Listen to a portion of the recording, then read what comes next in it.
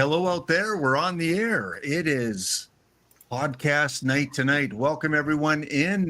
Fussmucker is here. Jeff Steelflex. Fuss, not sure about next Monday. We're doing a trade deadline show tonight. We might do one on Friday, depending on how many moves are made between now and Friday. If it's kind of a quiet trade deadline time, it won't be quiet, dude. There's no trades happening. What? It's gonna be busy, man. We've had 4 trades, so it's gonna be. I think James Duthie is gonna cream in his pants. There's gonna be so many trades. And with that, we're back after a couple weeks off. Welcome in, old man Fred, Finn, and Frank the Tank is here to entertain you guys on this Monday night. So play it by ear on Friday. If there's a lot of things to talk about, if the panel's available, we'll come on Friday around this time and recap what's gone on. You just never know what goes on during these trade deadline shows. Last few years has been disastrous, man. I think the most exciting stuff is what lunch are they going to order on TSN, Exactly. They start at 6 a.m. It's like free agent day. Like, July 1st or whenever they have it. It's like quiet. Well, at least they're signings there. At least they're signing. Something's happening on July 1st. Yeah. But trade deadline, man, I remember, I think 2 years ago was a disaster because all the major guys were all gone. And these were like fourth liner going for a 5th round pick. It was ridiculous. But I mean, if there's a lot of things that go on between now and Friday, well, we could cover that on Friday if we do a show. So again, stay tuned. You never know. But let's start off as we always do with our little bit of a logo evaluation. And New Jersey Devils, we all love them. No, we don't. Wayne Gretzky, had some comments about them back in the day, and they've kind of progressed from different teams. They were, a few different teams along the way. So here are the logos that are all part of the New Jersey Devils logo history. And again, panel, we'll vote in a second here. Chat, take a look at them, see what your favorite former or current New Jersey logo is. Of course, the Kansas City Scouts, they were the Colorado Rockies. I didn't know they were the Kansas City Scouts before the Rockies. Yeah. Wow. And then as the Devils, riveting changes. Riveting. Crazy, man. Wait, they're going to go to black or dark blue pretty soon. So there you go. Basically 3 different logos to choose from here. Old man Fred, let's start with you. When you think of the Devils organization throughout history, which logo stands out for you? I always have liked the green and the red. I guess I'm a Christmas guy. I was just kind of squinting at my screen here, 82 to 86. Not a lot of change. A little thicker, I guess, on the end. Not seeing much, but so I don't know. I guess it does stand out a little bit more. I'll go with the 86 then. 86. All right. How about you, Finn? Well, when I first started watching hockey, Brodeur was my guy, and New Jersey was really good in the early 2000s. So I'd have to go with the 1999, just because that's when I started watching, and that's the logo I know. Yeah, a little darker red. Otherwise, it's pretty much the same as the 1992. I'm going to go with, I'll let Frank the Tank. We got one for 1986, one for 1999. Which one are you going with? Let's go for a clean sweep. Everybody different, so you're not allowed to choose mine. 1982. Okay. 1982, the original New Jersey. And as Fussmucker said, he never really saw it as Christmas colors. That would probably be my second favorite. I do like the red and the green. Is it just because that's what you remember the most watching them, or? Are you asking me? No, Frank the Tank. Oh, me? No, it's just they're all the same. So I'm just to be different, man. It's like they're all the same. All right. I'm 1976, Colorado Rockies, Hockey Night in Canada, Don Cherry during the coach's corner, standing on the bench, waving, while he was coach of the Colorado Rockies. That's, as a kid, that's what I remember a lot. And then watching Hockey Night in Canada for years and years and years. And I just like the logo. It's a pretty cool logo. So I'm going to go with the 1976. So yeah, 4 different choices amongst the panel here. Fussmucker saying 1982. Others in chat, let us know what your favorite New Jersey logo is. And Kansas City, I'm too young. I don't remember Kansas City. Eric, you're probably too young. No, I can remember Kansas City for sure. Yeah, you remember them playing? Yeah, I remember them playing. I mean, they didn't last very long. It's an interesting logo to look at now with 2024. What's in the middle? I can't see. I just see blue Picasso. Oh, it's an Indian scout on a horse, right? What? So, Indian scout on a horse. Oh, now I see it, man. They should have hired a better person to draw it, man. That's ridiculous, man. No, I do remember them, but yeah, they didn't last very long for sure. So yeah. And of course, Ryan won't remember that. Maybe there's a little better picture for you there, Frank. Yeah, that might be better. Yeah. Yeah. Still. Probably, probably. I mean, a lot of sports teams changing their logos, Washington football team. And that Chicago would not have survived the PC world of today. Yeah. Yeah, I don't think it would. Yeah. Okay. Frank, do you have anything for us tonight? I know we postponed last week. You were going to do either trivia or fact or fake news. Do you got anything for us? Yeah, I'm going to do both because it was last minute. And some of them it's because it's been a month. So I'll allow you guys to save face on the fact or fake news of our first fact or fake news. All right. So first question is trivia. Which player has the most point per game seasons in NHL history? 5, 4, 3, 2, 1. Glenn, I'm starting at the Mario bottom. Lemieux. Finn. Yeah, I was going with Lemieux as well. Old man Fred. Gretzky.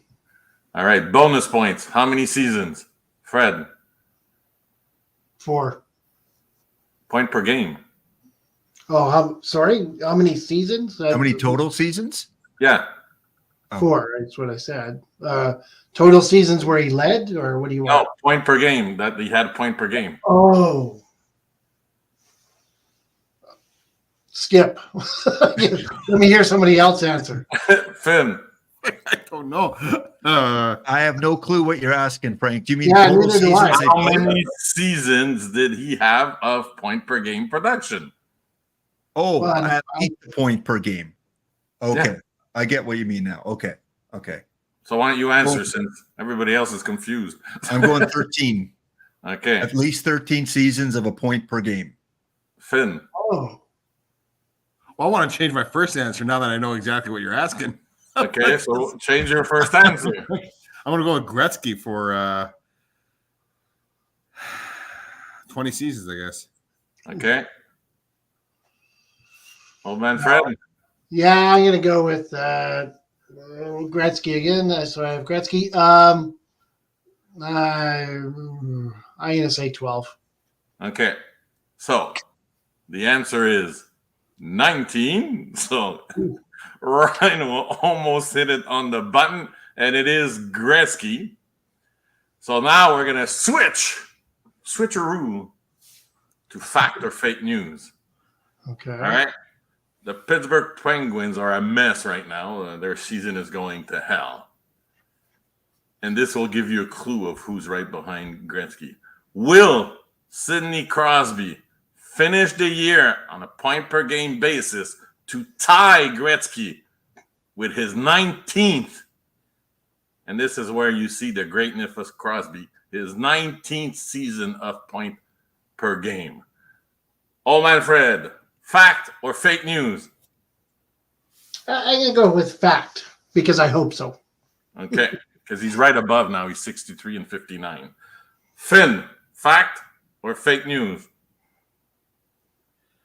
I'm going to go with fake news. I think Pittsburgh's going to sell off some prospects, and it's going to make it harder for him to score. Yeah, especially if Gwenzel leaves. Glenn, fact or fake news? Well, right now 63 in what's he got? 60. Where is he? 59 60. games. Yeah, 59 games. I think he'll just miss out. So I'm going to go fake news on that one. All right. Hey, pretty cool. Eh? We have one. So that was related trivia. All right. A second one is we're going to rethread for 1 month ago. I will let you all potentially retract your answers. Will Connor McDavid win the Art Ross and catch his fellow players? Because right now he's 5 games behind McKinnon and he's behind by 4 points or something. So you all said no. So No, I said possibly. Possibly is not. So now I will get everybody to change their mind. Hopefully, I don't know, because let's start with Finn. Yeah, I should have took the Vegas odds of 1 to 20 that McDavid catches and passes the point leader a few weeks ago, because it looks like he's going to do it. He's on a tear, and he always finishes the season strong. All right, old man Fred, fact or fake news? Yeah, I'm going to change my answer too. I'm going to say, barring any injury, good God. But I think he's going to catch him. And Glenn? By at least 10 points, he's going to crush him. He's going to get at least 10 points more than second place. He's on a mission, and Art Ross is his. Isn't that crazy how a month changes everything? And I saw Leon's stats. He started the year 1.18 points per game. In the last little stretch, he's at 154 points per game.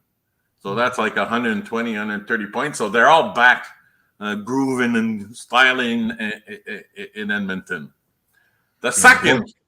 It shows it here, Frank. Right now, Connor McDavid is 1.7 points per game. So keeping it at this pace, he'll pass him. Correct. Yeah. So the other one is the defenseman. The fact or fake news was, will Quinn Hughes win the scoring race for defenseman? And if you want to pull that up, because a month later, the gap is widening. Wow. So he's now 7 points ahead with, 20 games left. So if he keeps up point per game, that means Makar has to score 27 or 28. And you all went with, Makar is going to, I think maybe one of you didn't say that. But fact or fake news, Quinn Hughes will win the scoring race for defensemen. Let's start with Glenn. Well, points per game, they're almost identical. If Makar wasn't injured for that period of time, he'd be right up there. I'm going to go fake news. I still think Cale Makar is going to pass Quinn Hughes. Ooh. Wow. All right. Old man Fred. Fake news. Vancouver's suffering a bit, and Colorado's going the other direction. So, I think Makar will do it. Always bet on the Canadian. Thanks very much. So. And Finn. I want to go with fake news too. I can't pass up Makar on this one. I can't. Wow. All right. I'll have to maybe redo it in a month when there's going to be 2 games left. All right. Next, trivia. All right. The month started, and Ovechkin needs 1 goal to catch and 2 goals to pass Gretzky as the best goal scorer in the month of March. So right now, it's Gretzky. So that led me to thinking, who has the most goals in a month? Doesn't matter which month. In NHL history, there's 2 right answers. Bonus points, how many goals? And double bonus points, which month?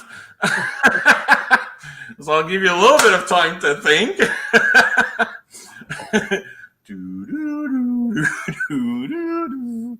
Okay, I'll go first. I'm gonna go bossy November. And how many goals? 13. All right. Anybody else wants to go next? Yeah, I'll go next. I'm going to go Gretzky December.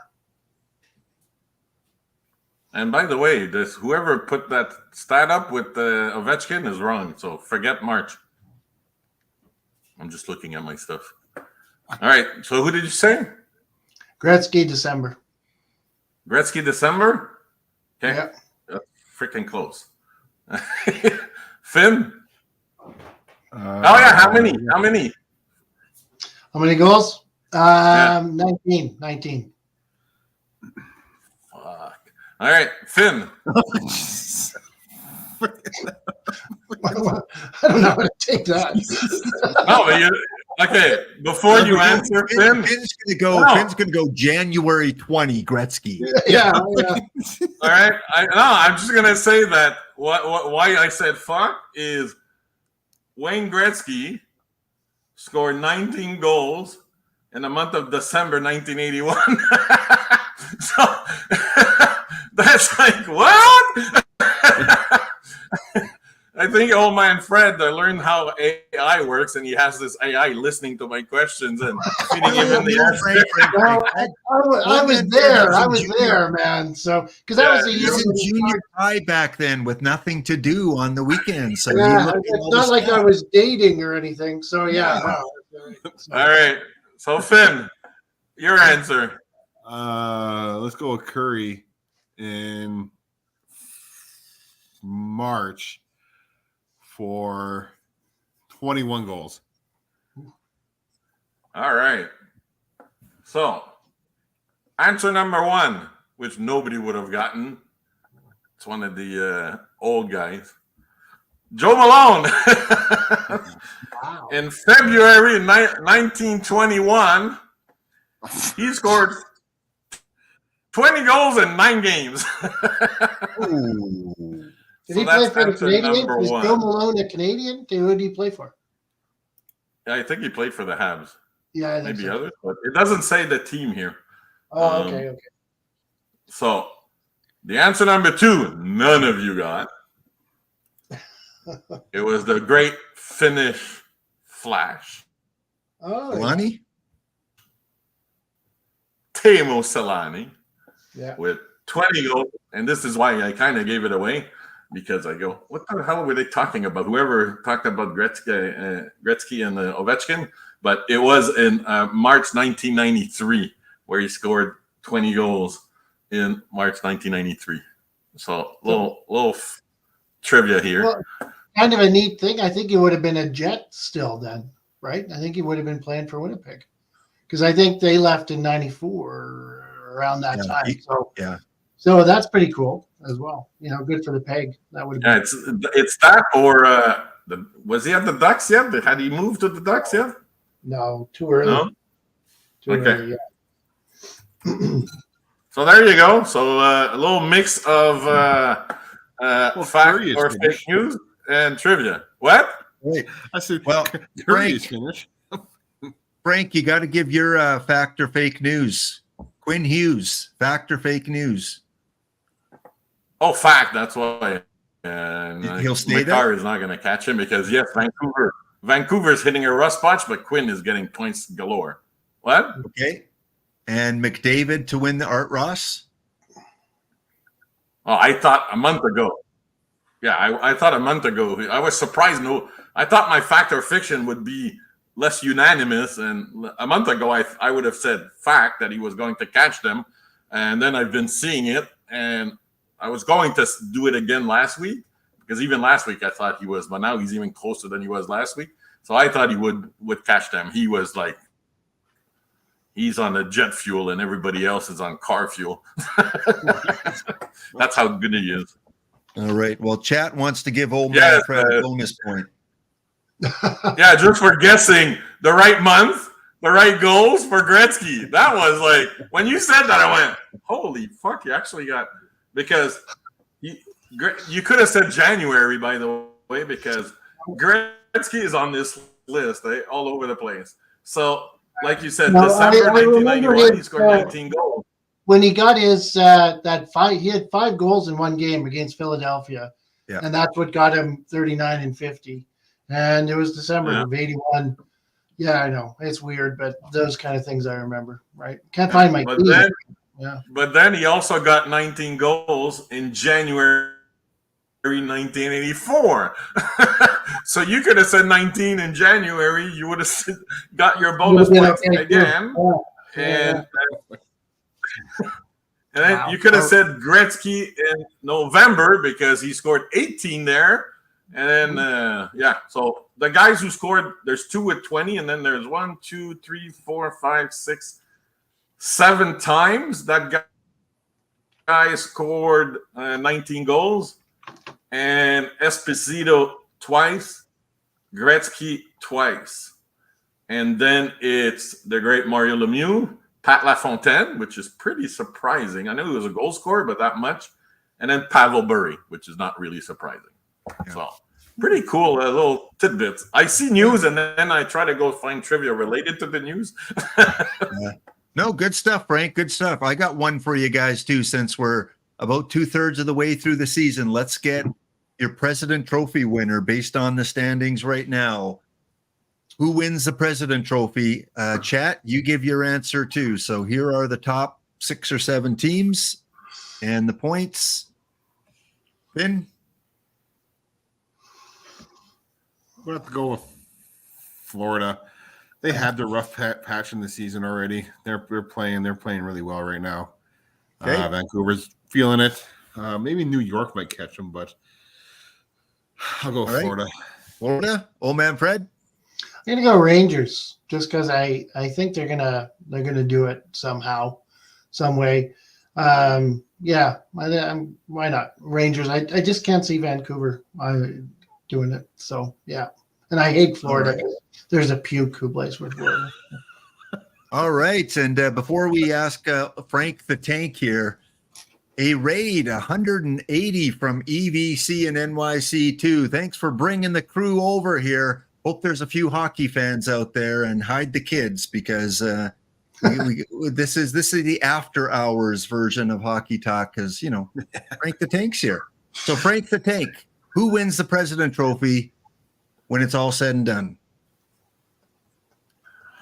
That's a tough one, man. Good one. So right now, I'm going to have to go with the Rangers because Shesterkin has righted the ship. Last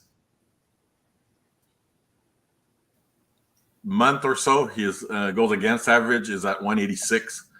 So Quick did a great job. Perfect backup. Took over for a while he fixed his problems. And I think that momentum, but it's going to be a tight race with Florida. Vancouver is not. Vancouver, no. They're going down. They're going to stay in the playoffs, but they're hitting their proverbial wall. They were playing, everybody was having career years, blah, blah, blah. And the thing is the chemistry, man. They made that trade early for Elias, and man, that killed the chemistry. They started losing right when they got Lindholm. And that's what you have to do sometimes. Chemistry, man. She's a prickly little, So, and Lindholm's a team guy, he's a team guy and all that, but it doesn't matter, It upset the chemistry in that room, and now they're trying to get their mojo back. They might get it back, hopefully, because they got to get into the playoffs with the momentum. We go Canada, but you get a team guy, you don't get a problem case like Kane or, those types of players in the room, and you still destroy the chemistry. That's amazing to me. So, Frank, you're starting to draw attention. Can you do your shirt up, please? People in the chat are kind of commenting here. What are you with you Quebecers, Quebecois? All right. Oh, I'm going to go with Machia Pet. I'm going to go with Captain Kegleg. I think you can't count Boston out. Only 2 points back, and they play Montreal quite a bit, Ottawa quite a bit. They got some easy competition there in that division. So we got a Boston, we got a Rangers, we got a Florida, actually 2 Rangers. So we'll see 2/3 of the way through the season. Interesting Right. question with 20 games left. But by the way, all you guys said that was another factor of fiction. But I'll ask you now, since this is related to this: is New Jersey making the playoff, guys? No, it ain't happening. They're in big trouble because all of you said yes. So what? So Ryan is a no. Eric? Yeah, it's not happening. I think they're going to get a goalie, and maybe even from Calgary. So I'm thinking they're going to. Yep, they're too good. 8 points back, 20 games left. You know what that means, that team in front of them played 500. They got to go 14-6. They're going to turn it on, babies. I mean, I would like for them to get in, but well, they have to beat out the Flyers, so I'm going to say no. Well, you said last time for sure they were going to get in, but I don't think they're getting in either. I think actually they're going to sell. Like the rumors is Toffoli's on there. They're going to trade Toffoli out. Okay. Yeah. So they're going to try to get a goalie, but they might trade away Toffoli. So that's just giving up. So it's going to be interesting times in New Jersey because we all had them in the playoffs when the season started. And Lindy Ruff, we'll talk about it. Desperate times now in New Jersey. Well, speaking of New Jersey, not only did we look at the logos of New Jersey at the beginning of the show, for those that missed it, we kind of showed all the different iteration of logos throughout the Jersey franchise. But today, the Jersey coach, Lindy Ruff, was replaced by an interim coach, Travis Green. And I think that's just, sometimes we get the bounce with a new coach. We saw that with Edmonton, went on a huge win streak when the new coach came in. Saw that with what was the former Washington coach that went to Vancouver? Popular guy. As a player, he played with Toronto. Big guy, bald. Rick Tocchet? You're not talking Tocchet. No. Longtime Washington Capitals. God. Boudreaux. Boudreaux. When he got hired by Vancouver, they went on a run a few years ago. I just don't think Jersey, I missing a goaltender, and I just don't think they get in. So, they might get their goaltender, but even then, Travis Green was a mess in Vancouver. So I don't know how. Well, remember Frank and Pano last year? We saw one coach change. I don't understand these rethreads all the time. Ottawa with Jacques Martin, So yeah, I don't know. Travis, I don't. But I mean, look at all the coach changes so far. So. Babcock, Woodcroft, Everson, Berube, DJ Smith, Lane Lambert, McClellan, Lindy Ruff. So completely different than what we saw last year with the coaching changes. So and certainly LA has had a boost. Last year we had one change. So it's possible. Frank, are you watching through Twitch or are you watching through the StreamYard here? StreamYard. Okay, because I thought you were on a little bit of a delay. It seemed to be a few seconds behind. All three of your video went on a little thing, but I'm connected by wire, so I don't know. Oh, it's bizarre. Does Frank seem a little glitchy for you guys? He seemed a little glitchy to me. Situation normal, eh?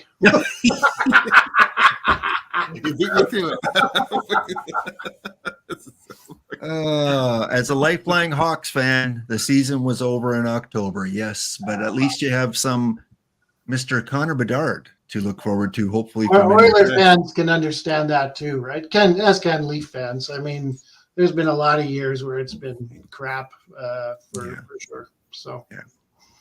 Okay, well, let's move on. The other big news this week, Vancouver Canucks getting their guy long-term signed. And, there was speculation that maybe Vancouver was going to move him. Maybe it was a negotiation tactic. 8 years, $92.8 million, very close to what Nylander got in Toronto. So a lot of people are comparing Nylander to the Pettersson contract.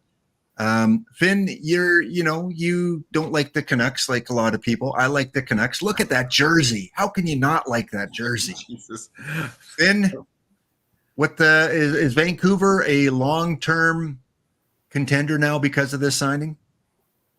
Well, I don't really see Pedersen as that driver as much as I mean a McDavid, as much as I hate to say it, Matthews in the regular season, McKinnon, like those guys, and he's up there with that price tag. So I don't see him as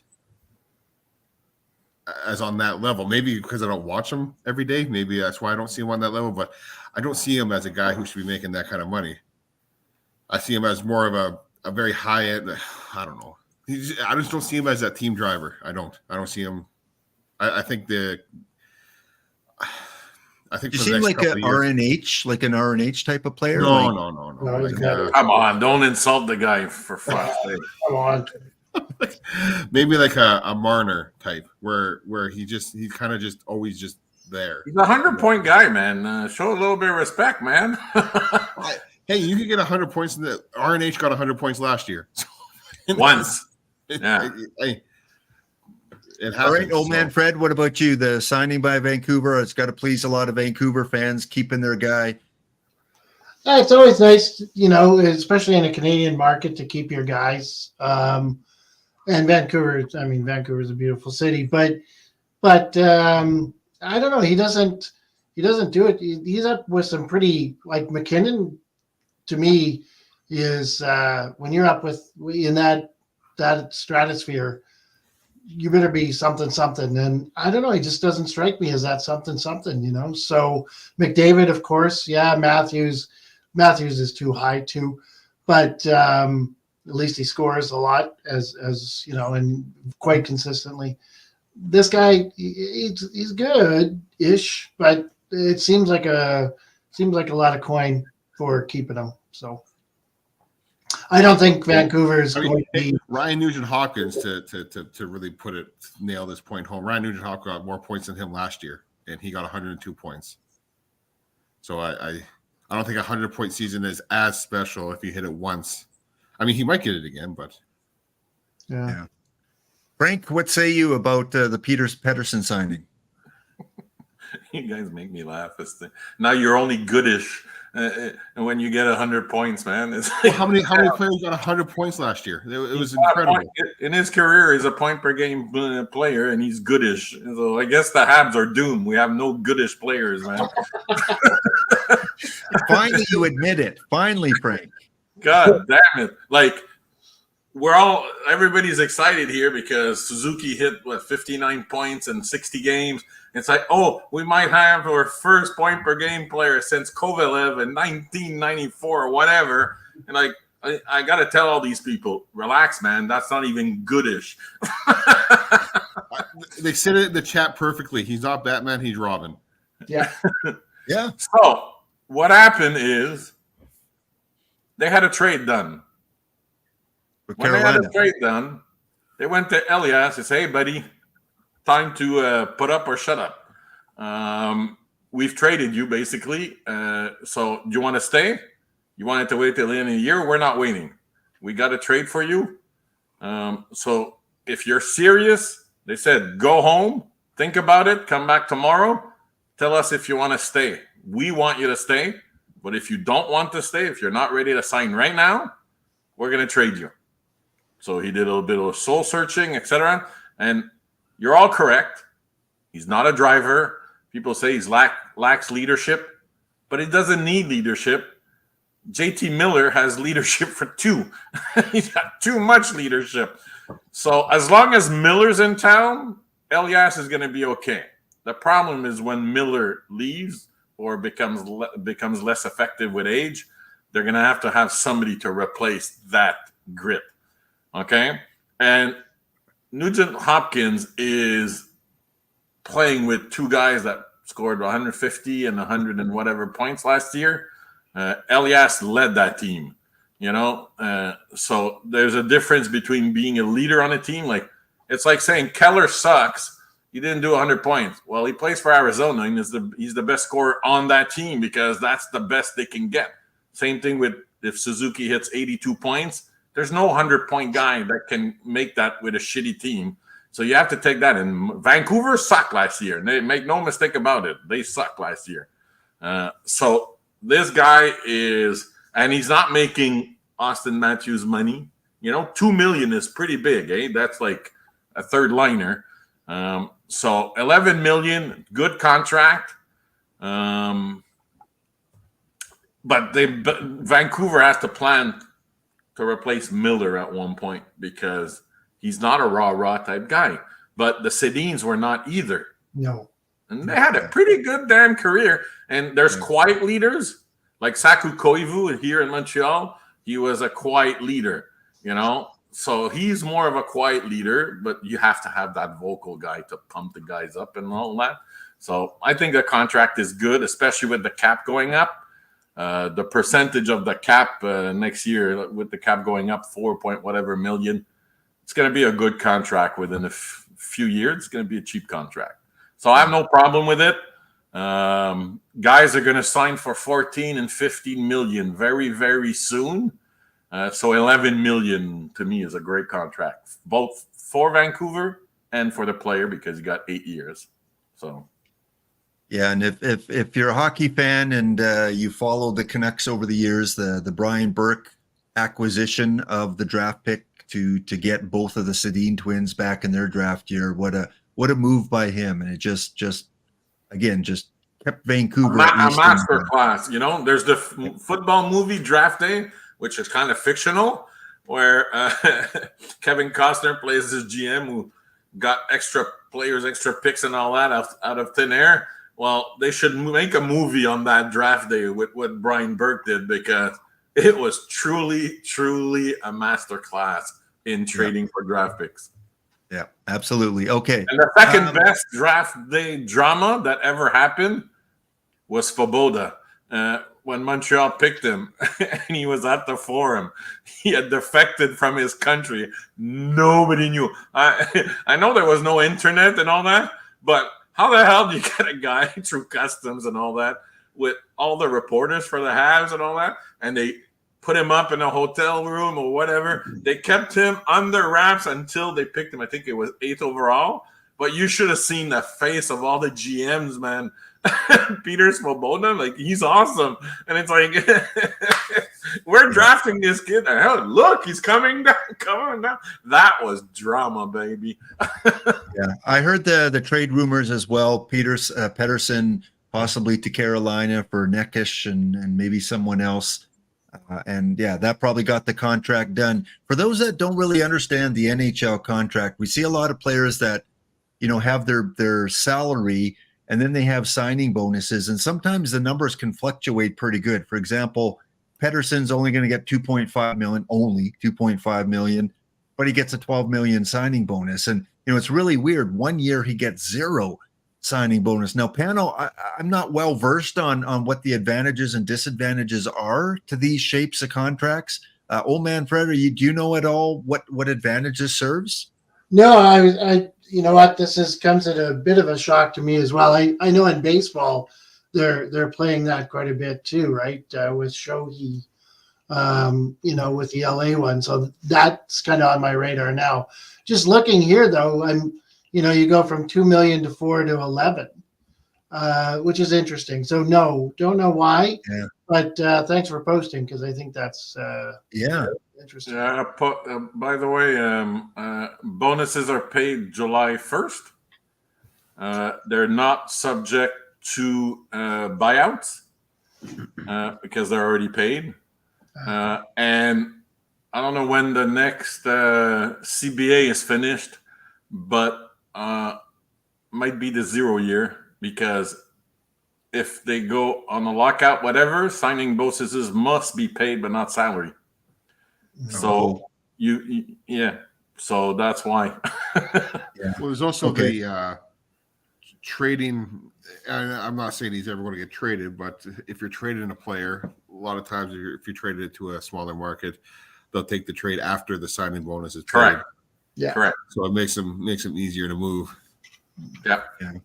Just an interesting contract. So again, a lot of people comparing his contract to Nylander because again, pretty much the same amount for similar number of years.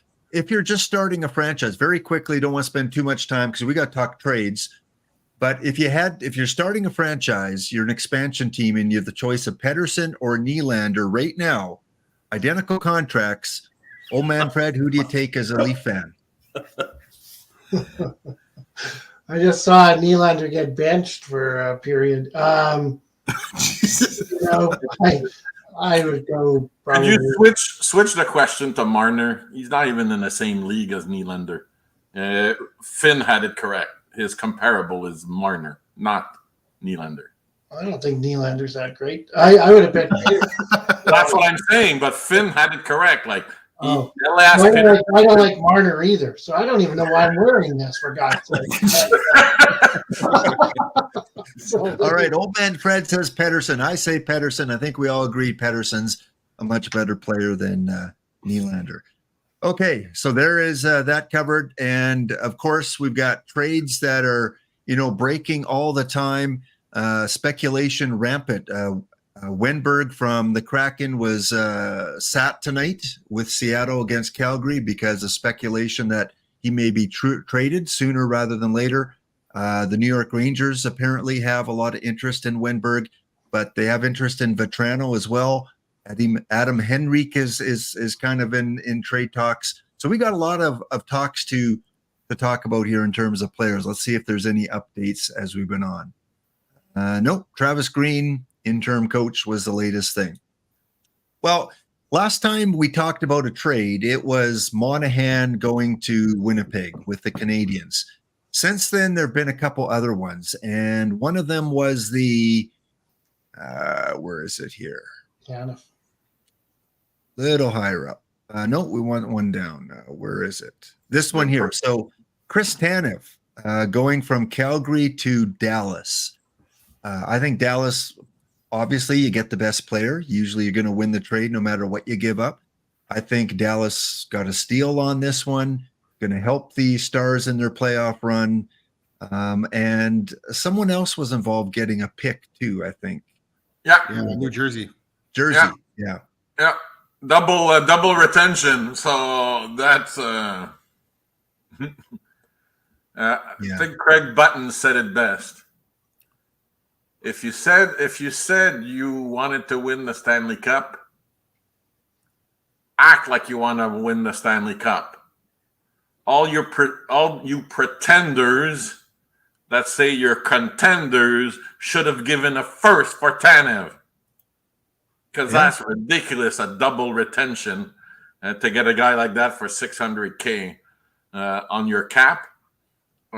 Ridiculous. And it's like, get off the pot, basically. It's like, man up and give your first. Who cares? This guy, he's not an offensive defenseman, but he's a modern guy that blocks a ton of shots, but he can move the puck out of his own. He actually has puck skills to get the puck out. So he's the perfect defenseman for goalies. So it was, and perfect for the playoffs. I don't understand what everybody else is like married to their first rounders. It's like, that's a great trade for Dallas. Great trade. Yeah. Big win, a steal. And again, other teams, Edmonton's looking for a defenseman. Like, why not give a second and a third, give a couple second round picks if you don't want to give your first, but good kudos on Dallas for stealing away Jim Nill, getting this for a conditional third. So it's not even definite third round pick. It's a second, and then New Jersey got a fourth, and the third is only if they get to the cup. Yeah. So it's a bullshit condition because there's only two guys at the cup and only one out west. So they got to beat everyone out west, period. So it's like the price was not expensive at all. It's brain dead GMs that, I want to keep my first. It's like, no, this guy is going to change the defensive game in Dallas. And they were already strong, so I don't get it. So the next big one is Hanifin. He won't be traded for a second. The Stars wanted a Tanev and Hanifin combo deal, but Calgary said no. They'll get more for separating them. So they almost got Hanifin as well. Yeah. But Hanifin said his preferred destination was Tampa. The problem is Tampa has nothing left to give because they give 5 picks for Janot. Pick 1, 2, 3, 4, 5. Remember that trade? That's biting them in the ass. but that's his preferred. That's what I think where he wants to sign long term. But Hannafin's that's gonna be a haul for Hannafin. So we'll see what the Magic Brisebois can do in Tampa, because he wants to go there, but there's not much left to give. So we'll see. Okay, old man Fred, you're the Maple Leaf fan here. Maple Leafs a couple days ago reacquired Lyubushkin. Lyubushkin. So you're familiar with him, old man Fred, because you've seen him play in Toronto before. So he's coming back from Anaheim, and they give up, receive the 3rd round pick and retention of salary, 50% by the who retained Carolina Hurricanes, retaining some of the salary. So what do you think about the Leafs getting this guy back? It's a lukewarm tea thing. I mean, he's a big guy. He got injured in the first game. He was playing tonight, but given the score, I don't know if any Leaf player was playing tonight. So it's fine. Toronto's so tight against the cap, as they have to do something like this, and they're not done yet. They say, but double retention again. So double So, retention, that helps. So you know what? We'll see. I didn't think it was much. It didn't excite me. It wasn't like, oh yeah, cup winner now. There's not much there. It's like whatever. He'll. I think he's a second to third defenseman, third pairing. So who cares, really? It's like, isn't that cute? So. I think he brings some badly needing grit. But fun fact: did you know that the pick Toronto gave up the first time they traded for him has not even been made yet? No. Well, ESPN gives all teams a B on that trade in terms of win-win-win for all teams. And, Captain Kegleg's right. If you're making a playoff push, who cares about 3, 4, 5 years down the road? And I've said that constantly about Edmonton. Like, come on. Why are you holding on to your first rounders? Like, do something. You could have used Tanev. I don't care if he's 33, 34 years old. You got to win now. You got to get McDavid and Draisaitl re-signed. I mean, I don't get it as GMs why they're so reluctant to give that first round pick. And if you are scared because you're a bottom team, well, make it conditional that if you're a draft lottery pick, then it's transferred to the next year. Happens all the time. Old man Fred. Yeah. Old man Fred. The legend of Lyubushkin lives. He got an assist tonight. On the only goal, I think that was scored. So. Yeah, on the Tavares goal. The legend lives. By the way, tonight's rundown, the Blue Jackets, surprise win over the Golden Knights, 6-3 at home. The Rangers lose to the top-ranked Florida Panthers 4-2. The Blues in a shootout. The Flyers get a point. They outshoot the Blues, but the Blues win it. The Bruins take care of the Maple Leafs in Toronto. The Blackhawks down currently 2-0 to the Avalanche on the road, and the Calgary Flames, after trading Tanev, are down 1-0 to the Kraken. So that's what we got going on tonight. Okay, the main thing I kind of want to talk about is I want to go through this article. I don't know if you guys have seen it, by Craig Johnson. He kind of, he's kind of one of these insiders. He kind of has his ear to the ground a little bit. Don't know how well he's connected, but he's connected more than us. He's pretty well. He's pretty well connected. He's not on McKenzie. Nobody is, but he's pretty well connected. Yeah, and so he's got his list. Let's see if we can get back in there without all these pop-ups going on. Okay, let's try this again. So he's got his list of players that are likely to move or he thinks might move. Again, too many to talk about individually. So maybe we'll go around the table and tell us a team that you think is going to make a move, who might be a good piece for it, because it'd take too long to go through all 40 that he has listed here. So Finn, let's start with you, the Edmonton Oilers. rumors are that they got some irons in the work for a lot of different players. In your opinion, what do they need, and what do you think in reality they're going to get? I think the Oilers are going to have a pretty boring trade deadline. I think they'll have $2.4 million to play with by the time the trade deadline day is. They need a top 6 winger, something that Brown was supposed to be, but Brown has yet to show up for the year. Maybe a third line center with some size, some grit, and maybe a depth defenseman or an upgrade on CC. I don't think we have to worry about a goalie. I think the goalie situation is pretty much taken care of for who's playing. Obviously, there's going to have to be some discussions around the guy who's not playing, but I like for maybe a top 6 forward for Edmonton. Look at the screen, buddy. No, I don't want Everly. What he was doing there. Don't want Everly. Yeah, you're a fan, man. He's your Hall of Famer, man. No, he's. I mean, I guess he played well in the playoffs for Seattle, but he didn't play well in the playoffs for Edmonton. I can tell you that for free. He's just kidding. I'll throw something at you, Finn, because last year I said that this was a great acquisition for the Oilers. I think they should redux their acquisition from last year and get Bukestad again for third line C. Big guy who hits, you know? Yeah. The problem with Bukestad, though, is that they can't get anybody to retain money on him because of the CBA. It doesn't allow you to retain money on a player that you had under contract the year before.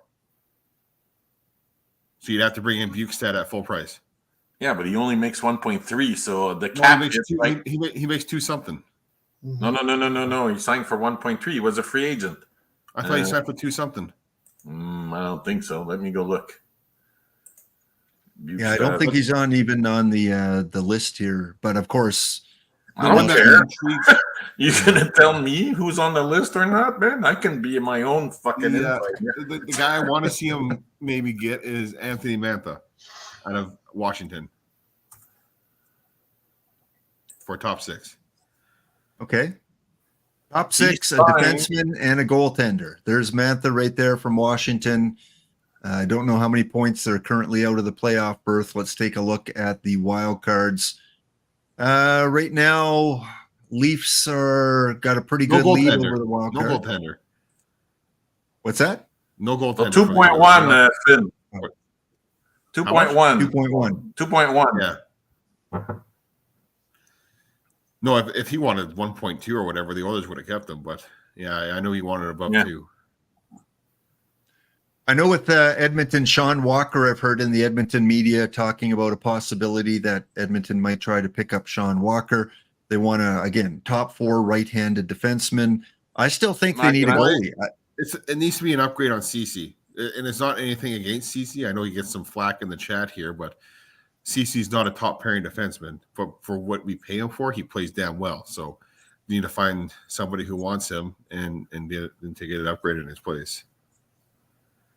Okay, old man Fred, as a Leafs fan, as a hockey fan in general, with the Canadian teams, except maybe Calgary, what do they need? What realistically could you see Toronto doing between now and Friday, if anything? They really got to concentrate on defense, I think. I realize with Lyubushkin, that's something, and they've kind of gone there. But they lost out. They on Zadorov, like we said early in the year. Now they've lost out on Tanev. All they have to do is get a first. It's like Calgary's not traded anything to Toronto. I can promise you that. not a soul. Why do you think that? Because of Brad Treliving. So what? Brad Treliving screwed everything up? Is that what their idea is? No. The owner for Calgary is going to want to make sure any trade that Calgary sends to Toronto isn't going to be a loss. I know, but let's say Toronto would have got offered a first to Tanev. Tanev would be in Toronto right now. And I think that's all Toronto has is a first. They've already given up seconds. Yes, and stuff, correct. But they should have given up the first. I don't know, and perhaps that's the case. But like I would like to see. Personally, I would like to see a defenseman. I think the goaltending will be okay. and leave that where it is. You know what you need is a heart transplant for Toronto. So you got to get these guys to be able to be punched in the face, and I just don't think it's going to happen. I just today Pedro Martinez said when he was pitching for Boston, the New York Yankees were his daddy, and I think that's Boston for Toronto. Boston's Toronto's daddy. Who's your daddy? And it's frustrating, So I really don't think there's any kind of move. They love Marner. They think Marner's all that in a bag of chips, and I just don't see it. So sorry, but I do like the Oilers stuff. I want to go back to something that Frank said a long time ago, and I don't see him on that list. But what about Boone Jenner for could we do Columbus, right? Isn't that where Boone Jenner is right now? And I think you need that gritty third line guy, and we don't, and the Oilers don't have it. So I would like to see a trade like that. Yeah. To be honest, the Oilers grit is in the top 6. Yeah, they need something there, and so I'm hoping. I didn't see that on the list, but Frank made an excellent point, and he's not that expensive. And probably wants out of Columbus. That's not a problem. So there you go.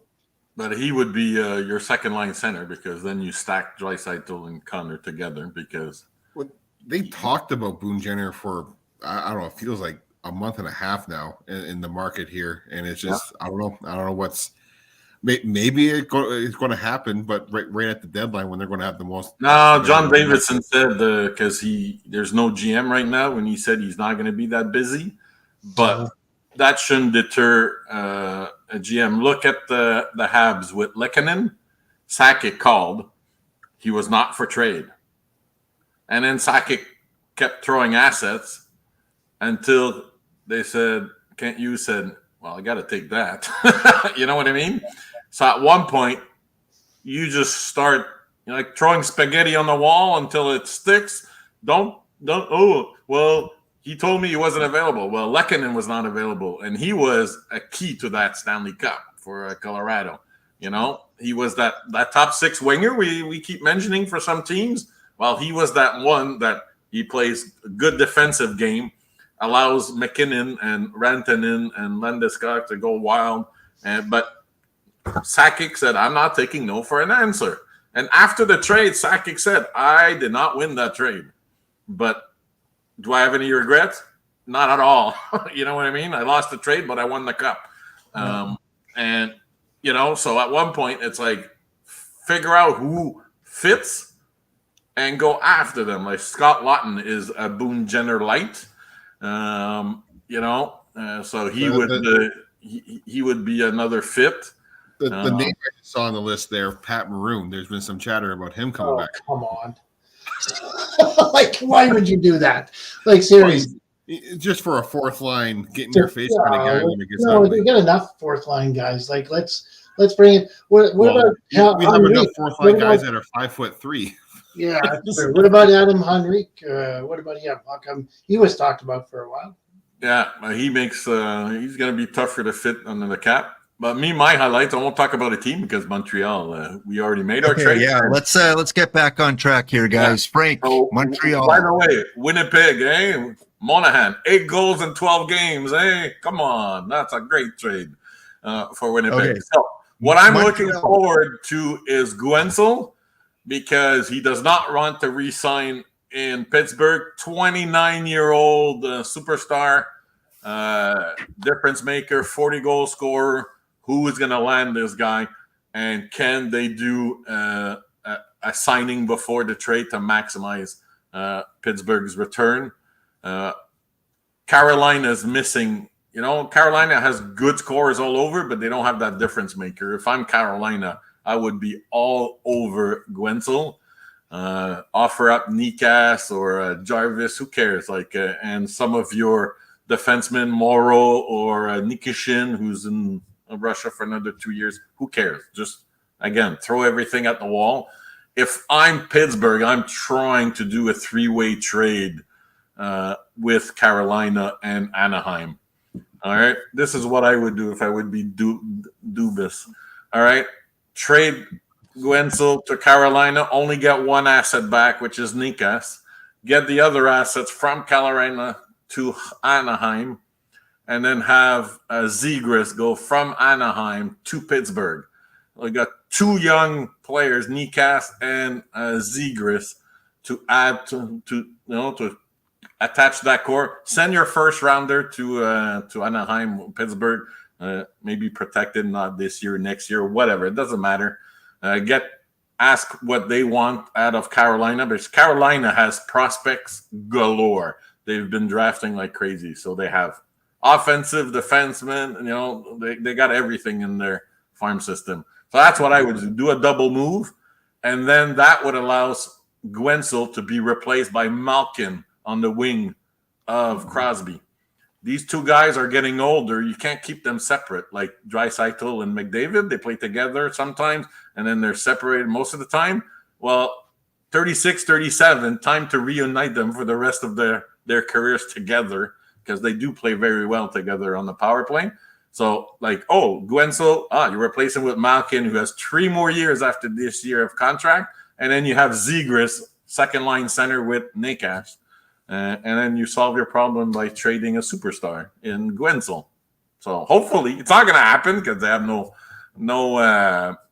they don't have any think outside the box in the NHL. It's all old school, but that's what I would do. Get Zegras and Nikas in at the same time. They're both 23, 24, 22, whatever. So that would be a master move by Dubas. Get the future and today, because then you reunite, you put Malkin and Sid with Brian Rust on a line permanently.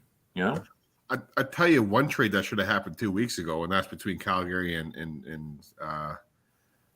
New Jersey, and that's Markstrom going to New Jersey. Yes. That I heard that they were close. I heard they were talking. I don't know what happened, but that should have happened about 2 weeks ago. Calgary went to Markstrom. Are you willing to go? Because he has a no trade clause. Are you willing to go to New Jersey? We got a deal in place. He thinks about it. He says yes. Last minute, Calgary, because they were winning, they're close to the playoffs right now. They're a couple of points out. So they're making a run, like Nashville is making a run. Nashville is actually in the playoffs now. Calgary's not making it. I know, but they're very close. How many points out are they? They're 60. They're quite a bit out now. They're 7 points. Yeah. Yeah. Well, they were a shitload closer 2 weeks ago, because they made a little run, and it's Calgary that told New Jersey, change our minds. But Markstrom is pissed because he got used to the idea of leaving, So now he's pissed. He said they should never have gone to me if this was not a done deal. So he's pissed off at Conroy and the leadership team over there. So he doesn't want to stick around. So if he doesn't get traded before Friday, he's getting traded in the summer for sure. And now New Jersey is calling Boston for Allmark, because Swayman is due big money, and they play great tandem. But at one point, you want a permanent goalie, and Swayman is playing better. Can't pay them both $8 million. Exactly. So Allmark has one more year after this one at $5 million. So that's $1 million and change less than Markstrom. Allmark is 4 or 5 years younger than Markstrom.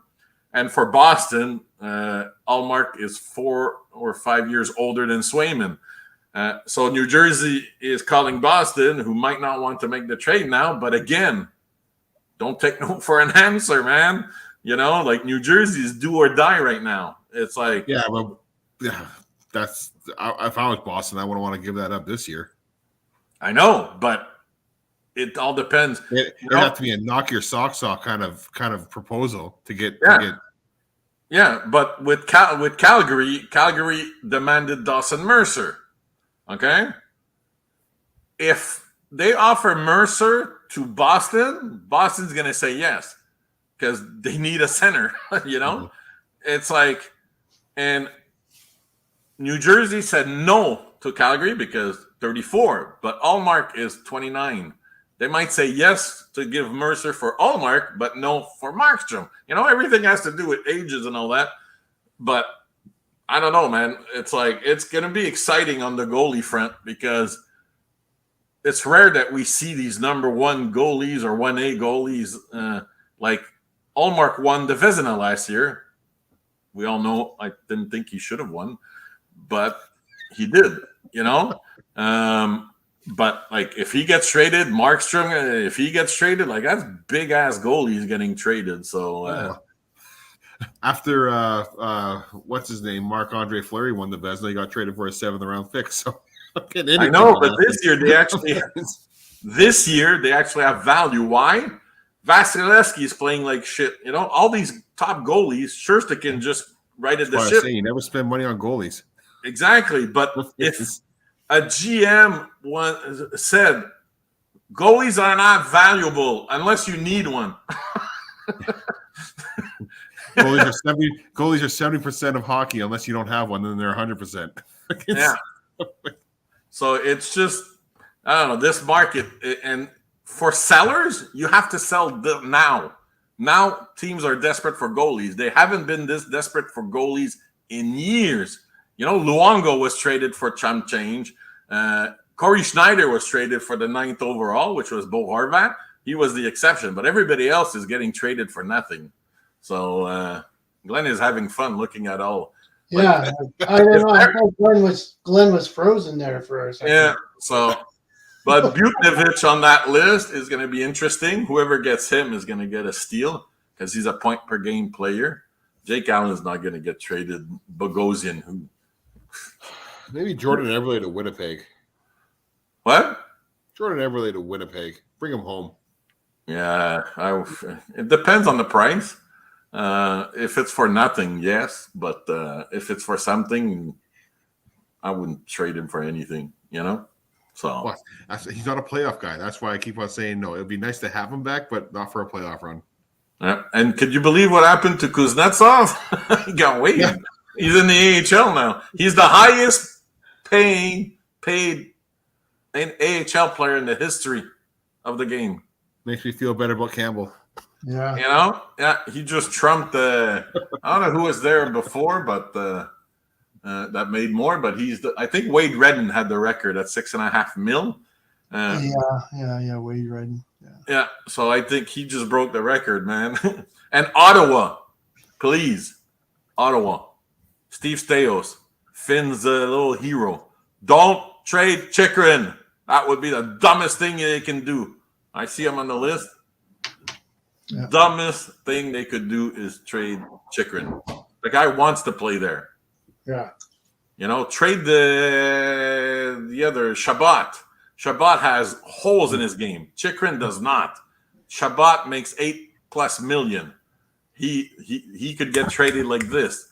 Keep Chychrun and Sanderson as your top two defensemen. Chychrun has no holes in his game. He just gets injured once in a while. But Shabbat has huge holes defensively and all that.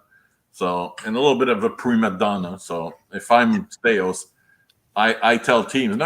Shabbat is actually, because Chychrun said, I want to stay here. He's from the region, local boy, and he actually wants to be part of the solution. So I don't know why. It's like he makes $5 million. Oh, he's due for a contract. All right, give him Shabbat's money and trade what Shabbat. About the whisper of Carlson going back to Ottawa? Yeah, that's just stupid. It's like that's with blah blah blah. Let's create some clicks. It's clickbaiting time. Hey, remember that.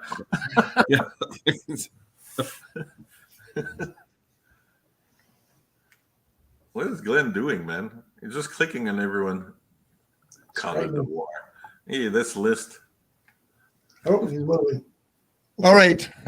So let's give our lock of who by this time Friday is not on the current team that they're on right now. Give us a player that will not be on their team on Friday. Okay, Finn, if it's easy, you go first. Hannafin is gone for sure.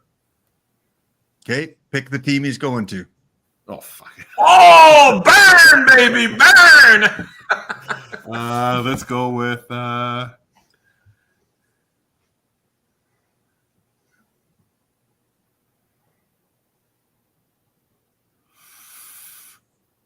Oh, jeez. Come back to me for that one.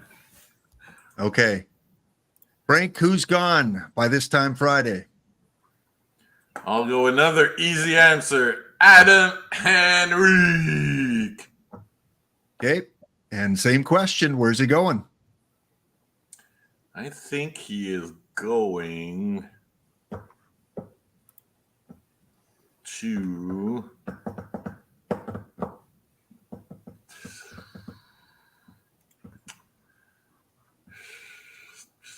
because there's competition. I'm trying to see who's going to win the competition.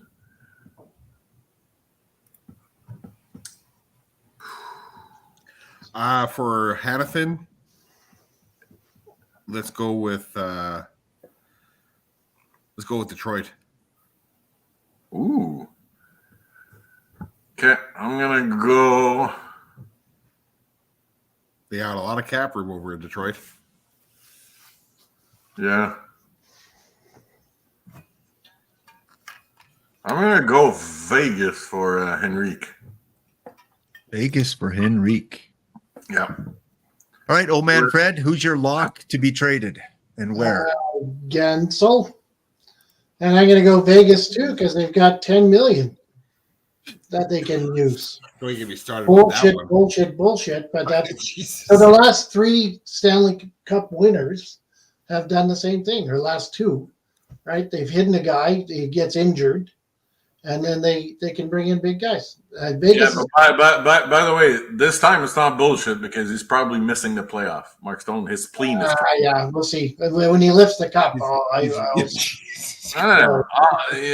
go look at spleen injuries. It takes a while. So this time he's done for sure.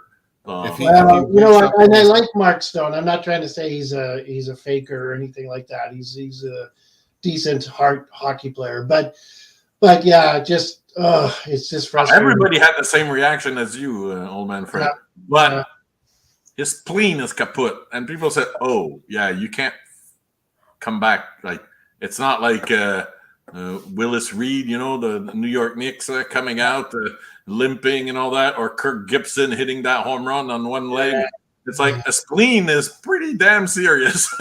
You can't. I don't wish him anything, but yeah, exactly. Fair enough. But I think Vegas will be making some moves. So yeah, I think. For sure. That's going to be one. I think actually they'll be the busiest of all the teams getting trades. So I could see them getting multiple players because Vetrano is super cheap and he's having a great season scoring. He's going to be in demand. And I could see Vegas splitting that $9 million into 3 impact players for the cup run, and probably a defenseman plus 2 forwards, so they could split that up because the cap hits it's 20 games. It's a quarter, so whatever salary, so it's like, I don't know. I think they're going to be very, very, Vegas is always active. Yeah, always have been. Yeah. Every time there's a superstar, they go after them, and they don't care. They dump their old superstars to get the new shiny trophy, And they did it with Patch. They did it with Fleury. They brought out Eichel. They brought out Stone. It's like they do it. They like the shiny new toy, In Vegas, casinos. They get built 3 years. Oh, old. That's an old casino. Yeah. All right, so we got Gensel going to Vegas, and around Edmonton here, the news is that Edmonton's not even in on Gensel because they can't match any price that any other team offers. So I don't think we'll see Gensel come to Edmonton. We've got Hannafin going to Detroit for Finn, and we've got Henrique going to Vegas. Vegas as well. Okay, so a couple going to Vegas. I'm going to call Sean Walker coming to Edmonton. I'm going to call Walker. I think we might see. By the way, before you keep talking, Tort said he's not for trade anymore. Oh, he's not? He's done?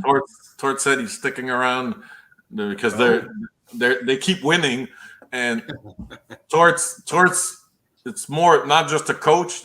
He's like involved with Bière, so I think they consult. How about Sealer? No, both of them. They said no, we're going to keep both, and they're trying to re-sign them. So who knows? Briere might veto Torts, but Torts wants to keep them for the playoff run because Torts. He wants to get to the playoffs. Briere wants to think about the future, but Torts said over the weekend, I think, we're keeping both in this Torts way. But that could change if they lose a couple of games and. Okay, well, with that information, then if Torch says no, then they're not going to trade. I still think Edmonton tries to figure out another goaltender situation. Maybe Capo Kakinen comes here from San Jose. You said they're not trading Jake Allen. You don't think Jake Allen's going to leave? Oh, they're going to try, but nobody's going to want him. Yeah. All right. By the way, to the Devils. That's going to be my lock then. Markstrom to the Devils. Okay, I have another one on the list that would be perfect for your Oilers. Pacioretty. He makes nothing. His salary is $1 million because he had a signing bonus, games played. That's done. So he's going to count for $250,000 on the cap. He's got the ring. He was captain in Montreal, the toughest market to be captain of a team with. He's got leadership. He's got the pedigree. Perfect fit for the Oilers. All right. Well, just a matter of days and we'll find out. So exciting. Nothing else. Yeah, I was going to comment really quickly. Pacioretty's a center too, isn't he? No, left wing. He's left wing, right? Yeah, okay. You wanted a top 6 winger, so. I think that's a good one, Frank. I hope so. He shoots a ton, so. Yeah. No, I like it. Oh, fuck, we need that. Yeah. I know, Frank, you had said at one point Minnesota was holding pat, on a lot of their players. Do you see them as a mover of players now, or are they still going to hold? Where are they at now? Behind Minnesota? Calgary. Yeah, so no, they're going to be sellers unless Gary is fucking completely. What are they? 64, so 8 points out, but they have to jump over 1, 2, 3, 4, 5 teams, right? Or is that wild card? Those two are in. No, he's got to jump over 2 teams. No, yeah, 3 teams. No, he's. How many times do they play before Friday? My answer could change depending on. And this is where we're at. We're razor thin. Like, a team could say, we're buyers on Monday, and on Thursday night after their game, because there's lots of game on the schedule, by the way, on Thursday, and they do that, So there's a light schedule on Friday for trade day. They might be sellers at midnight on Thursday. So my inkling is Minnesota's going to be sellers if Gary has, because he has one more year with this. What Finn says, the big roadblock. No, it's the next. It's not this year. It's the next 2 years where they're going to be paying out. This year was 15 mil. They have 2 years of 15 mil. This year was the first one. So they've got 1 more year of cap hell. They should be collecting assets for the next 2 years. Correct. So I hope they're sellers. If they're smart, they're sellers. Because Zuccarello, he's 36, point per game guy, and his mid-30s. He can gather big assets from a playoff team, etc. So hopefully, like Ryan Hartman is a grit type of guy that would be a backup plan to Jenner. Like Ryan Hartman in Edmonton would be awesome. He fights, he hits. He's meat and potatoes guy. So hopefully they're sellers, and they're just, I don't know. We'll see. It's going to be exciting because a lot of teams are tweeners. And that's what Bier keeps telling me. He goes, I don't care about the playoffs this year. I'm building for the future. But Torts is keeping his team winning, man. It's like at one point you don't want to lose the room, Philly should just stay pat and play with their newfound success for a couple of years. And they lost their number 1 goalie, for God's sake. And they're still winning. Yeah. That's amazing. They got a rookie goaltender. It's like, and Nashville, they're not going to be sellers. Nashville's in a playoff spot right now, so they're going to hold tight, I think. So, they signed Novak to a 3-year deal. He was rumored to be traded, and they're in. And Saros is another goalie that righted the ship with Sherstikin. So, like Nashville, man, they won 8. They have the longest winning streak. They're at 8 now, right? Yeah. So it's What like, about Washington? They're kind of on that bubble team, a bubble too. Like, do they get rid of a Darcy Kemper? Is there a market for Darcy Kemper? no. No. Unfortunately, this guy never has played well in the playoffs. Ever. Or you want to start? Washington's not getting in. Didn't Kemper win a cup with Colorado? Yeah. But he doesn't do well in the playoffs, Eric. Niemi won the cup, with Chicago, by the way. Yeah. Where is he in the Hall of Fame goalies? I think Chumpy Wumpy could have won the cup with Colorado. Jumpy Wumpy. Okay. He's the Zamboni driver. You know? And So, Chat's asking about the Jets. I mean, they picked up Monahan. Great acquisition by them. Currently, they're number 1 in their conference or their division, I think. Yeah, number 1. They're gonna buy for sure. They're still looking? Oh yeah. What are they gonna, like a defenseman? What do they need, the Jets? Bottom 6. Always need bottom 6, even though Ryan doesn't think a team needs bottom 6. You always need bottom 6. So they're gonna look for bottom 6. Those were not my words. The 5.8 is not going to be for one player because they made their big acquisition for the top 6. So yes, a defenseman, maybe a 4th or a 5-6, and bottom 6 role players. You know, PK, things like that.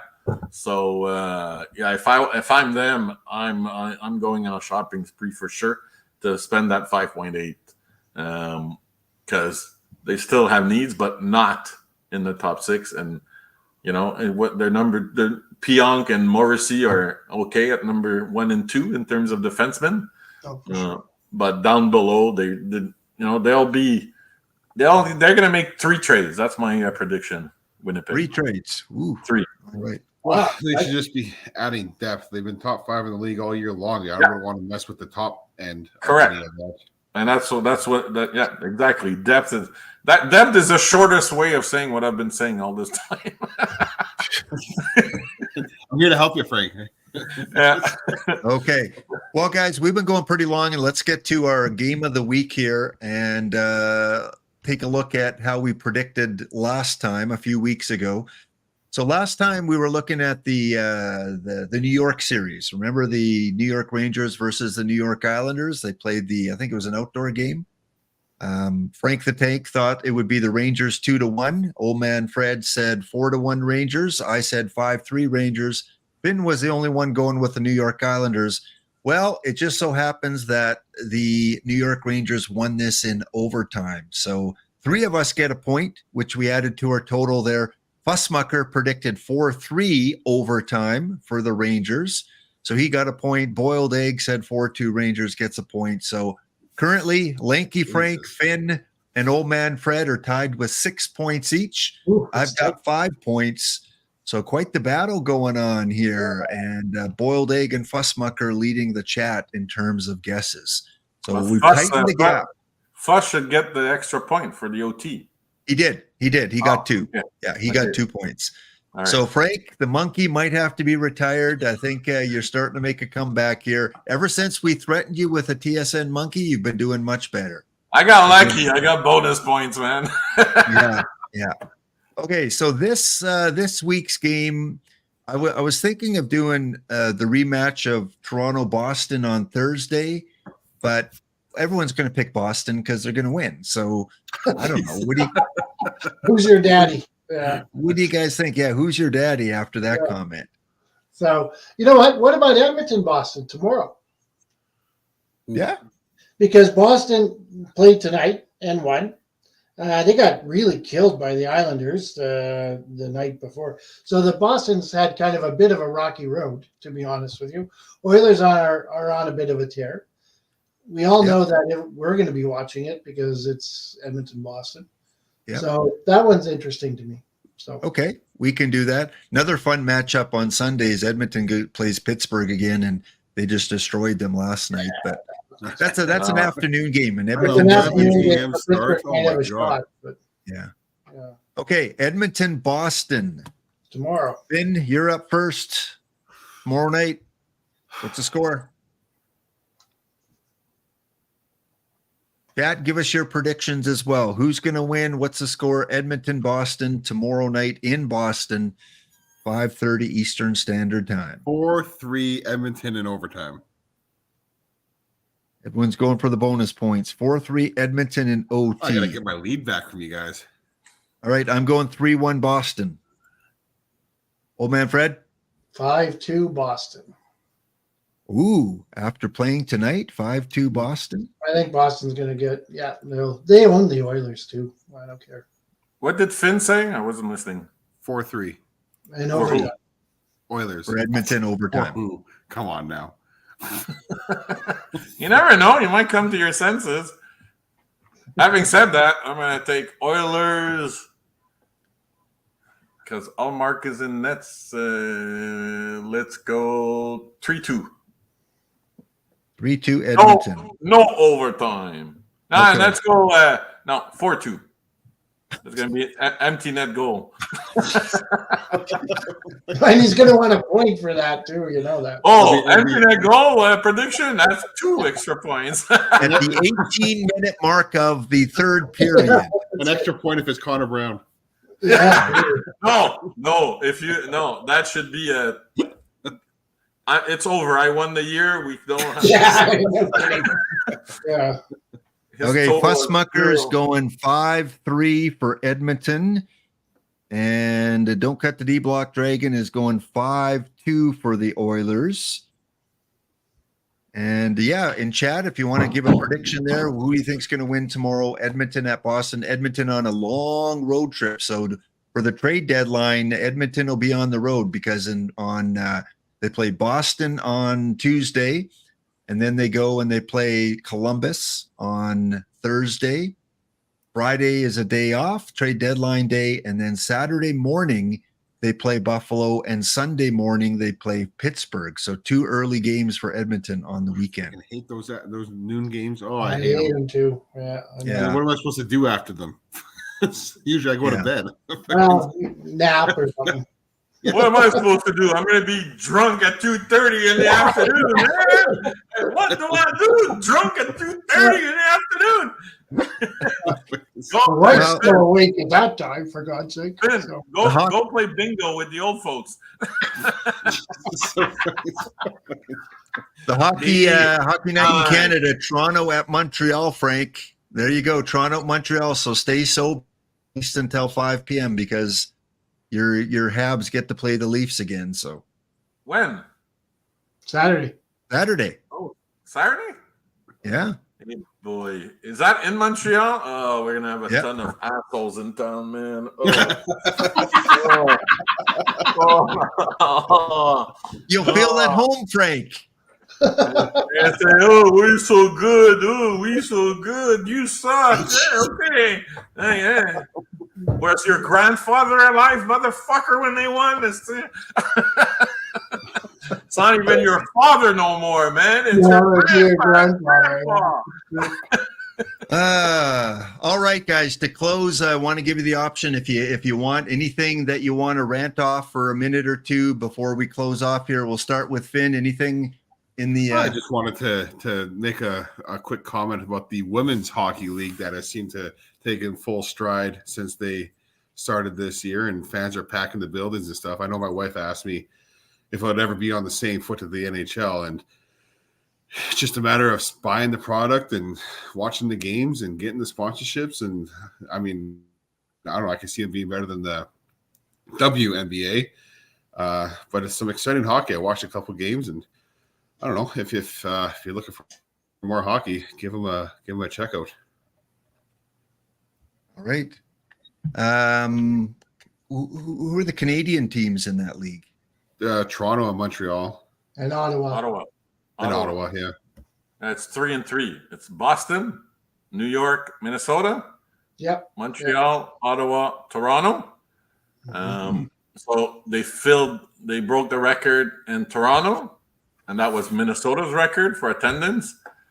And then people got excited. Oh, they're not getting paid the same, but they attract 19,000. Okay, the ticket prices are not the same right now. No, it's and it's the sponsorships and everything like that. It's So what it's they gonna have to take a do while to right get now, there. what they have to do right now is expand to get more jobs for women players because there's only 6 teams. But they have to keep the prices the same. Expand to 12 and then 18. Then at 18, then you have your footing. And then you can start increasing the prices and then increasing the salaries. Waiting for an Edmonton team. Well, you're probably going to get one because there's only, 7 teams in Canada for the NHL. So for sure, you're going to get 7 of the women's team. And I wouldn't be even surprised if they went out east because it's not the same criteria as in terms of attendance and stuff. Like in Montreal, they were supposed to play in the Verdun Auditorium, and then all of a sudden they're playing in Laval, which is 10,000 seats. And I go, wait, what? What happened? Well, it's the demand.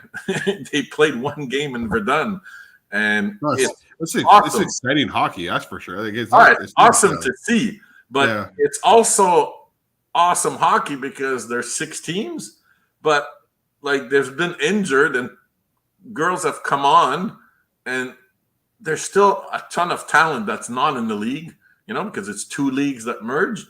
So they need to expand pretty quick because it's not going to dilute the product. So they can go to 12 easy. And then they have to carefully go to 18. What about the playoff format that they picked? Oh, isn't that awesome? That should be in NHL. And I was there like, you have to tank to be the first eliminated to start gathering points, but then you can't have tanked so much that your team sucks that you can't win anymore. You know what I mean? Because then the most points from that point on. So when you're bad, you still have the advantage of having more games to accumulate points. But if you suck that badly, you can't win. So you're not going to get the points in the first pick overall. So it's awesome. Yeah. Awesome. Well, one day, Finn, your kids will say, "Grandpa, Dad, do you remember the original 6 teams?" Which one? Yeah, and you'll be able to say that for the female. Old man Fred, anything to rant about? Anything you want to get off your chest in the NHL or hockey related? You know what? No, I'm cantankerous at the best of times, but I'm just looking forward to this month of to see where things happen. One of the questions that I'm interested in is will the Oilers catch Vancouver? And that would be nice. And also there was before 5:00 today, my time, 7:00 Frank's time, I was thinking about, could there be 3 Canadian teams that lead their divisions? Ooh, wouldn't that be something? Because Toronto was up there, and then of course Toronto became Toronto again, and that tragedy went away. But that would be kind of cool. So two little things that I'd be interested in, and but I am watching the Oilers. Is it too far? Could Vancouver fall? Oh, they have 4 games in hand, and they're 9 points behind. So you never say never, and it's a month. It'll be exciting, but I don't want them to also, blow their load on just trying to catch Vancouver. So you don't want to do the Maple Leafs. Yeah, exactly. Then fall out in the first round. So, but lots of things to look forward to, I guess, is what I'm saying. The last 2 years, at the last month and a half, the Oilers have been nearly unbeatable. I think they only lost 2 games and 1 in overtime over the last 2 years at this time. So yeah, they're closers. I'd love to see a Vancouver Edmonton playoff series at some point this year, and I just hope they don't have to play Vegas first round. Edmonton seems to always get out of the gates in the playoffs really poorly. Especially when they play LA. They've won both, but I'd love to see Vancouver, Edmonton, Winnipeg, all go deep in the playoffs this year. And I think they're playing either LA or Vegas. I think that's pretty much set. Yeah, maybe Nashville. Well, if they finish first, though, it could be Nashville. Yeah. The worst would be LA. Yeah, I think Yeah. so. Third year in a row. So yeah. Frank, anything to rant about? I'll go quickly because it's 11:05 my time. I'll just say Finn's granddaughter will ask Ryan, "How come the Leafs haven't won yet?"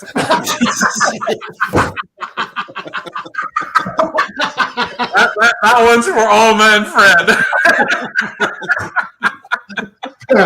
It's only sad because it's true. Even better, Frank, she'll ask, Dad, where's that Calgary Flames jersey that you had? She might be asking that one too. No, not happening this year. Finn is go trademark Trump. He's playing too well. All right, guys. Well, a lot to go through today. Again, Friday we'll kind of play it by ear. If we do go Friday at around 7 p.m. Eastern, Finn, would you be available?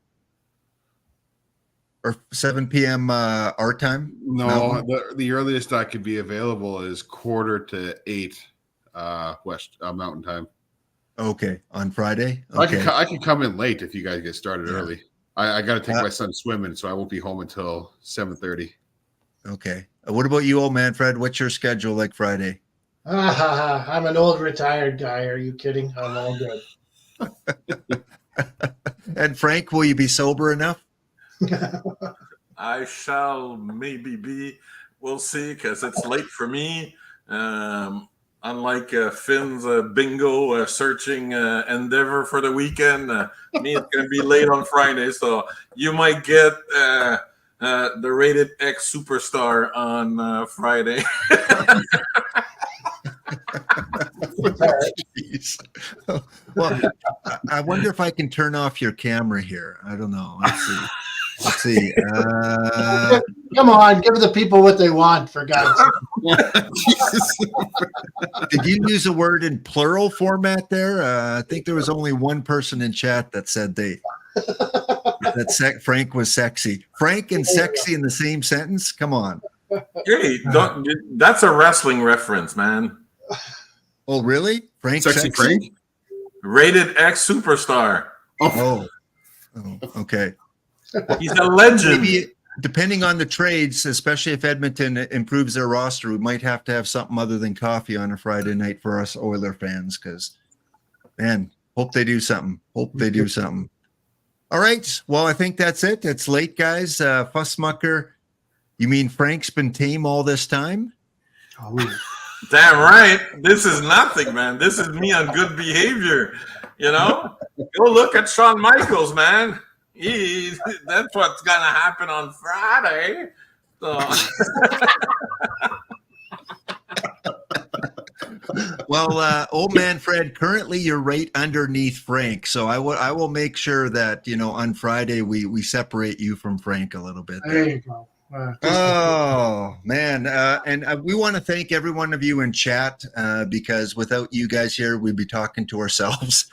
So thank you guys for being here. Fussmucker, Captain Kegleg, Don't Cut the D-Block Dragon, the others that appeared as well throughout the night. Boiled Egg must be working tonight, because usually Boiled Egg is just a chattering away.